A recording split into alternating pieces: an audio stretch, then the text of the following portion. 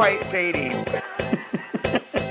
From The Advocate magazine in partnership with GLAAD, this is LGBTQ&A. I'm Jeffrey Masters, and that laugh that you just heard is Peppermint. Since appearing on RuPaul's Drag Race 3 years ago and making it all the way to the finale, I might add, where she was the runner-up, Peppermint has built a truly impressive career. On top of her drag and touring, she's acted on multiple TV shows, originated a role on Broadway, and this month she's releasing a brand new EP. It is one of a series of 3. This one, the first, is called A Girl Like Me, Letters to My Lovers.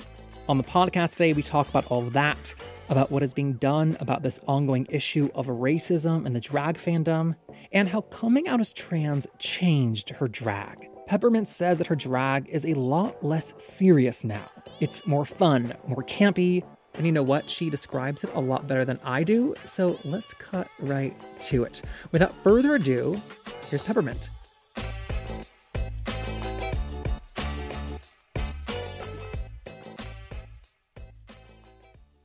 I wonder if we can start by talking about how you view your drag. Because just like to oversimplify it, the majority of queens are men who dress up for a show and they perform femininity. Can you talk about how you think about your drag, since as a trans woman, your, femininity isn't something you're taking on and off? Yeah. I mean, I definitely think that my femininity is something that I still have to consider. I view it as my femininity is something that I'm constantly trying to keep on. But yeah, I think initially my drag was sort of the space that I felt most comfortable in, just being in this sort of female embodiment, whatever that means. Now I just kind of view it as me glammed up versus me not glammed up. It's still drag, but that's how I view it. So for you, did your relationship to drag change after you realized and came out as trans? Yeah, it actually got a lot less serious. I think before coming out as trans, it was just really crucial because it was the only thing I had to hold on to. But then after being able to kind of, figure out how I wanted, have more control over how I was perceived and what I was putting forth, then I was a lot more chill about my approach to drag. I would wear purple hair. I don't really care what happens to me in drag because my womanhood is no longer at stake. Oh, so when you're saying less serious, you're saying campiness. I would avoid campiness at all costs.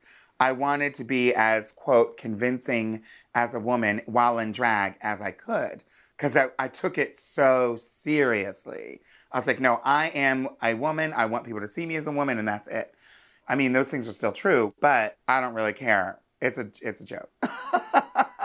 I mean, it's not just a joke, but I'm a lot more playful with it, and I can be more campy. I no longer view my drag as the only way that I can communicate my womanhood. Well, you became most known through Drag Race, and the weirdest part for me of Drag Race's slowness to embrace trans performers is the fact that it has engaged with and ushered in gender play and gender fuckery on a profound scale, and it's been breaking norms all along, but has just stopped just shy short of people who identify as trans. So I guess my question is, on the whole, Drag Race is its own thing. It's not representative of all drag. On the whole, don't you find that the larger drag community is a welcoming place for trans people? Oh, absolutely. Especially those who have a connection to drag, the art form of drag, the culture of drag outside of Drag Race, like you said. There are a lot of people whose introduction to drag is, and their whole experience of drag is still only through the lens of Drag Race. Whether they continue to watch the show or not, there's some people, the only thing they know about drag is what they saw on Drag Race. And so for those people, I think it's probably more difficult for them to understand that there is this more inherent queerness historically to drag, especially years ago when drag was seen more of a theatrical tool professionally. It probably attracted more gender variant people who weren't able to go to the doctor and transition back in 18 whatever, 16 whatever. I think that there's lots of queerness that's helped catapult drag to where it is today.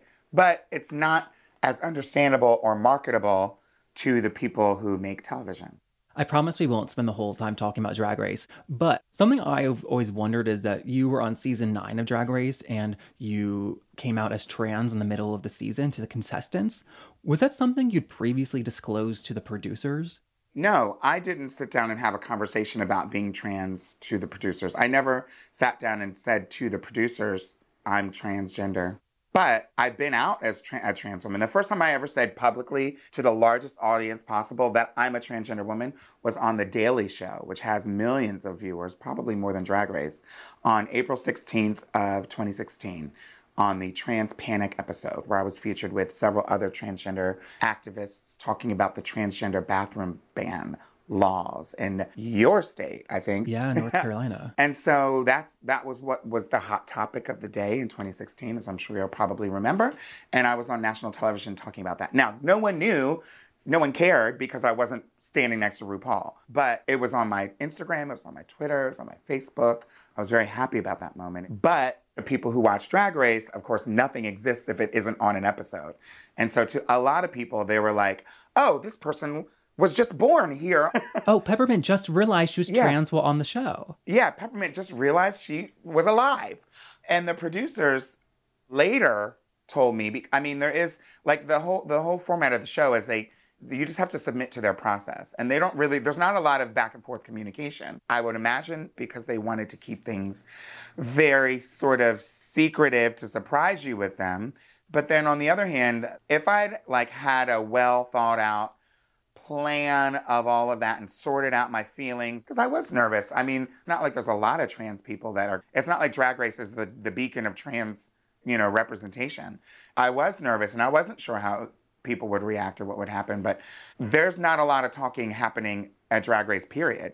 You arrive, they tell you, they check you in, they welcome you, they tell you, like, don't go here, don't do that, and don't push that red button. And then they're like, okay, don't talk until the cameras roll. No talking, action, go. They want the show to happen on camera. Now, it was so natural of a conversation that it actually did happen before episode, whatever that was, 4, 5, or 6 on Drag Race. We had the conversation before on camera, but there was other things happening in the room, and it was, I guess, other things. They did ask us, would you all mind talking about that again? And so we basically did it again. It didn't feel that false, though. We just talked about it again, and we brought up some of the same points. So to answer your question, no, they didn't sit down and have an interview about me being trans before I got to the show. I think that makes total sense because, I mean, what I'm wondering was, like, did you worry that, being open about being trans would hurt your chances of being on the show? But it sounds like from what you're saying, there was never an opportunity beyond the audition tape to actually have that conversation, yes or no. Yeah, there wasn't. What I said to myself was, I'm going to get on this show. It's a drag show. And whether they're happy about me being trans or not, people sort of already have feelings about it. So let me just focus on the drag. At the end of the day, the thing that's going to get me that crown is going to be my drag. And so let me just bring the best drag that I can. And then the conversations that happened in the workroom, I knew I was going to have a conversation about being a trans woman on that show. It was just a matter of when the conversation was going to happen. And it did a lot. They edited so much of that stuff out. And it wasn't just me. There were other people coming out as non-binary on the show. There were other people disclosing, their gender variance, whatever it is on the show. But it wasn't like a big coming out moment, like we have a secret to tell. It's not that. Well, I think that is why that moment stuck with me and is so amazing because of what it modeled for people. Like you said, it wasn't like gather around girls, I have a devastating secret. It was like, oh yeah, by the way, I'm trans. And people were like, oh, okay, that's so interesting. And then like they moved on. 3 years ago, it was really a different time. So just to model that coming out where you're disclosing it and it's not that big of a deal, I thought was really powerful. And, you do work in activism. Were you cognizant of how it would play out and making it seem so casual? Like, did you put thought into that? Well, I knew that I didn't. The last example that I'd had, the very brave example that I had had of a trans woman coming out on Drag Race was Monica Beverly Hills on her season 5, before she got eliminated. And that was a very heartfelt, emotional time. She obviously was in tears. It almost felt like a confession in that moment. But for me, I had already started my medical transition. And so it was really like, yeah, I'm trans. What? And what? I mean, I have been in tears. I have been very emotional about all of it. You know, I have been there, but I just happened to have done it at a different time and place. I was in my apartment. I was alone. I was at home at those times. So by the time I got to Drag Race, anyone who really knew me and actually knew me personally already knew. There was nothing to cry about, you know, at that point. Yeah, I think that's amazing. With the issue of racism in the drag fandom, which we've been talking about, I feel like for years now, does it seem like people are finally starting to listen? I think so. I certainly hear more people talking about it. And so now I do think that with everything else that's happening, that people are engaging and people are realizing that what happens in the rest of the world happens within the Drag Race fandom. I think that the perception of queens like the Vixen would have been much different had they happened now on season 12 or 13. Right. And when we say racism, that is such a broad term, and obviously it's not always visible, but are you able to share what that looks like for you? I'm just curious about what we don't see. Well, I mean, it's really difficult. I think what we're not understanding or not willing to understand is that racism is not just the actions of an individual. Like, people have an understanding of misogyny. People understand what being sexist is.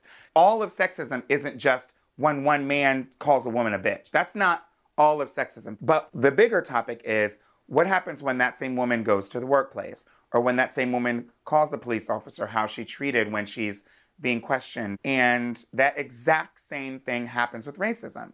Saying we arrested the guy who beat up his wife, we know is not going to make it so that all women in the entire world get paid equally. It doesn't address what happens on a larger scale systemically, and we're talking about in every single industry. Yeah, and I think that is an understanding of racism that we've now just begun to understand collectively at a large scale. Just because you don't use the N-word, it doesn't mean that you're not racist. That is not the only qualification, right? Mm-hmm. I've been thinking a lot lately about what racism can look like on an individual level in ways that we can see in our lives and in concrete things that are specific to this fandom that we can all agree on just as a starting point in a conversation, for lack of better words. And I was thinking back to something that Kennedy Davenport said on one episode of the show. She said that she goes to these meet and greets with fans, and the lines for the white queens are out the door, and the lines for her are relatively smaller. And then that reminded me of what Bob the Drag Queen said about all these white queens who are on Instagram, and they have over 1 million followers. And then you look at queens of color, and many of them have significantly less. These are all quantifiable things that you can look at. And yes, you can have preferences and prefer one queen over the other, but the patterns do indicate these larger issues. Yeah. Some people are finally understanding and being able to see it. And it's a shame that it took this much, but it's going to take a lot more, because those are the small examples. Those are the things that are like literally like numbers. Those are numbers. And those are hard to argue with. This queen has this queen has that. They both did the same thing. It's easy to see the inequity there. But then there are some things that are not as obvious or not as easy to find because they've been hidden, because they've been worked. It's like baked in. I heard an analogy, which it's so right. Like, I think the biggest problems are racism and misogyny in this world. Those are the two things that boil down to misogyny. Like, homophobia and transphobia is just a different version of misogyny. It's like a cake, a really old cake that was baked 1,000 years ago, and they took this stuff. They said, get the sugar. And they want a really, really sweet cake. And they put cups and cups and cups and cups of sugar in. And they bake the cake. And they put it down. And they taste it. And they turn the container around and realize it was salt. This country is the cake. And we're trying to get the salt is the racism. We're trying to get that out of the cake. You can't. It's baked in. I'm not saying that it's hopeless. But it's going to take we're going to have to bake a new cake, essentially. And so to make that new cake, to continue the metaphor, it's not only going to be up to Black drag queens, right? We need everyone involved. Are there conversations happening behind the scenes with more than just Black people? I mean, somewhere in the life, I hope so. I mean drag queens. Yeah, I think there certainly is a much larger, more fervent participation in these conversations that I'm seeing now. And it's surprising. I mean, I've been around the block. It wasn't necessarily so. Before, I mean, if someone would say the N-word, then everybody in the room would be like, bad, get out. But to acknowledge the system of racism and our participation and our benefit, we all participate and benefit from racism in one way or shape or form. I know that that's probably a controversial thing to hear and say, but we all have participated in it to one degree or another. Some way more than others, obviously. And some people don't feel like they participate from it, but they do benefit from it for sure, period. And that's what racism is. Absolutely. Now, I know that we have to get to your new EP that's coming out, but also I have to ask you about All Stars, if that's okay. Yeah. Oh my God, okay, great. So you've said that you are not going to be on the newest season coming out, but that you would, of course, do the show. But what I want to know is, how much do you know ahead of time, or are you able to ask about who else is going to be a contestant before you commit? Is that a question that you're able to ask producers? Oh, you mean to consider who else is going to be in that I would be going on with if they asked me? Yeah. Oh, no. I don't really know. I mean, none. They don't call you and say, okay, we have so-and-so and so-and-so and so-and-so. Would you like to do it? I've never heard of that. Once the queens are gone, because a lot of us talk, we all know each other, it doesn't take long before we know who is going or preparing to go. The other Drag Race queens know while the other queens are preparing, because they'll call you. They'll be like, hey girl, can I borrow that thing you wore? We have our ways. I was asking that because the rumor on the internet was that for Shea Couleé's All-Star season, people thought that she was such a formidable queen that a lot of other queens kind of passed, just to be like, I can't beat Shea, but I'll go on All-Stars next year. And I was like, how did they know she was going to do All-Stars? I can't imagine that. I have had conversations about All-Stars before with World of Wonder, and I had no idea who was going to be on until later. One day you eventually will do All-Stars. Let's just make that assumption. Okay. Let's say you walk in the workroom in the first day. Is there anyone you'd be particularly nervous to see also in there? I mean, honestly, I'd be nervous to see any of the queens that were previous winners, which might sound like a given, but it's like that wasn't necessarily a factor a few seasons ago until now. I'd be more nervous if I was like walking into a room of a bunch of queens that were all into fashion. And that's very likely. I'm not necessarily a fashion queen. I don't consider myself anyway. And so that might make me feel nervous. Do you label your drag in some way? Like you're not a fashion queen, you're no. like a comedy queen. Like what kind of queen do you say you are? Just a peppermint queen. I mean, of all of my favorite drag queens, let's say, you have the most, in terms of like your business model, the Peppermint, you're like the most diversified business out there. You have music coming out, you've done Broadway, you've done TV. Like, I think that's really impressive. Thank you. Between you and me, I don't know how many other people even acknowledge that, but but thank you. It's nice to hear. I try my best. So speaking of that, you do have an EP coming out this month. The week that this interview airs, your single Best Sex comes out. And I have to tell you, that is the shadiest song I've ever heard in my entire life. It is quite shady. I was like, oh, Best Sex, a compliment. But no, ma'am, absolutely not. Can you tell everyone about the song and where it came from? Yeah, it came from my bedroom, apparently. The experiences that I've had and all of the hits and misses that I've had. I think hookup culture is very prevalent in, I won't just say queer people's, a young queer person who is in a city. Hookup culture is pretty, is a thing. And so it is with me as well and has been over the years. And with hookup culture comes the dreaded fuckboy.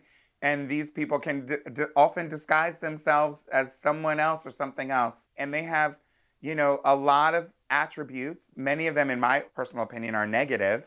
But there's that one attribute that always seems to get them in the door. And that attribute is their best sex. Yeah, but this is not the typical drag queen album. No. I brought up best sex because I don't think we hear enough from trans people in romantic relationships, people that have sex and enjoy sex. I mean, you know this, the majority of violence towards trans people is intimate partner violence. And so we do need to, destigmatize dating and sex concerning trans people. And so that's why I think that song is so powerful. Thank you for that. Yeah, that's one of the things overall that I wanted to do with this EP, which was supposed to just be a few songs. And then the EP ended up being 10 tracks. 5 of them are songs, 5 interludes. I wanted to be specific in that there's a handful of mainstream queer musicians that we know of, almost none of whom have written about their queerness in a way that was very straightforward for the majority of their career. You know, I don't know all the Melissa Etheridge deep cuts, but I don't remember her ever talking about... I do. Okay, then you can tell me, does she literally sing about, like, I love you, woman, her woman-on-woman love? The majority of her discography is like singing about I love you or like non-gendered people. Yeah, and that's fine and that's good and there's a purpose for that, because I do think that while love is universal, dealing with the things that we deal with in everyday life as queer people, there are some special considerations. And if anything, it's really important for younger queer people to be able to see themselves reflected back. And I think representation is important in film and television, and I also think it's much needed in music.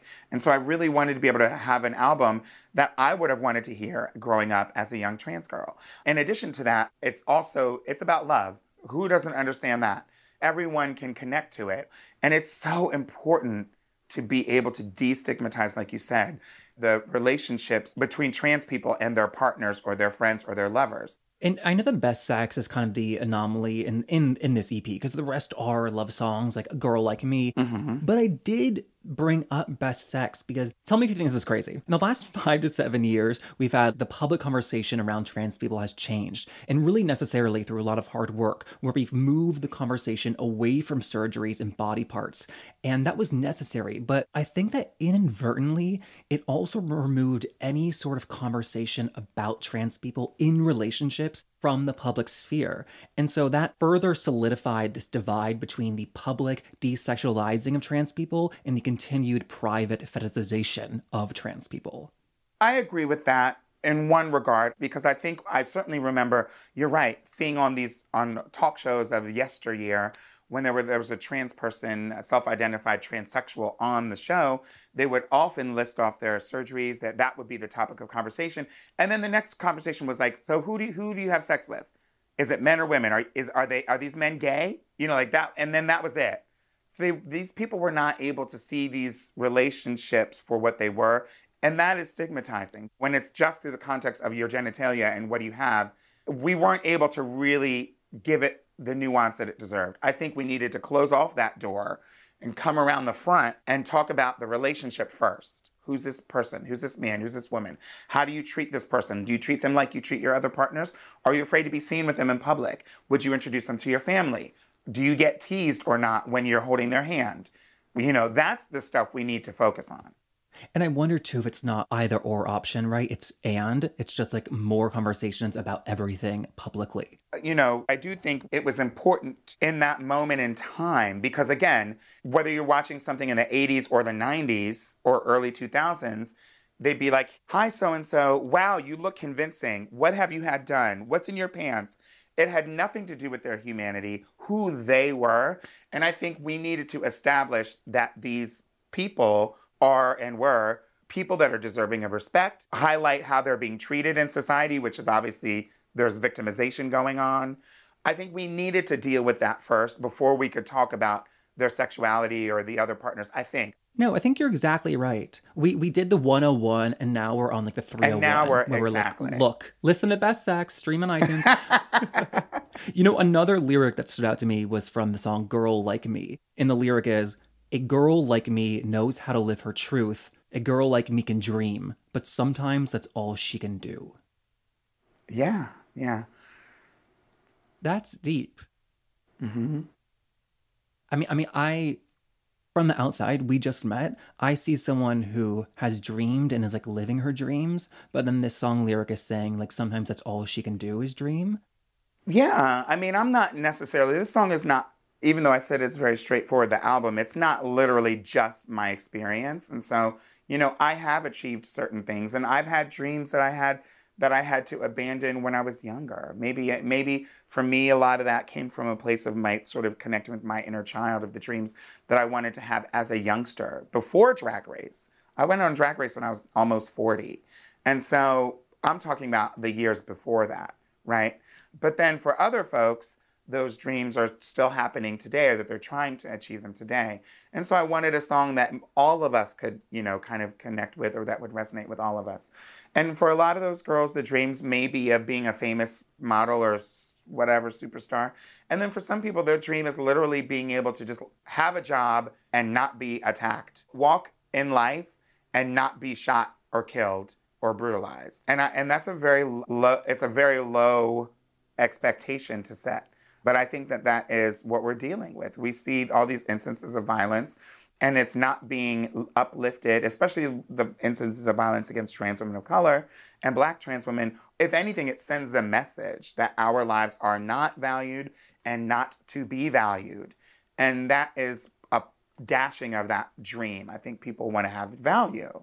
And so that lyric is speaking to all trans women. It's not just like biography for you.